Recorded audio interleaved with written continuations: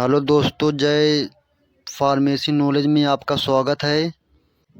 मैं आपको सोमो टैबलेट के बारे में कुछ जानकारी शेयर करने वाला हूं, जो आपके लिए हेल्थ के लिए लाभदायक है। जो कि सोमो टैबलेट में निमेसुलाइड एंड पैरासीटामोल पाया जाता है। सोमो टैबलेट एक दर्द निवारक दवा है। इसका इस्तेमाल हल्के से मध्यम दर्द और बुखार के लिए किया जाता है।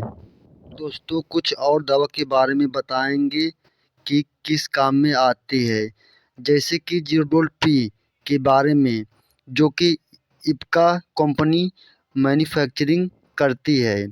ज़ीरोडोल पी के टैबलेट में एसिक्लोफेनेक एंड पैरासीटामोल पाया जाता है, जो कि इसका इस्तेमाल जैसे स्थितियों में दर्द और सूजन को कम करने के लिए किया जाता है। इसका इस्तेमाल मांसपेशियों में दर्द, पीठ दर्द, दांत दर्द या कान और गले में दर्द से राहत देने के लिए किया जाता है।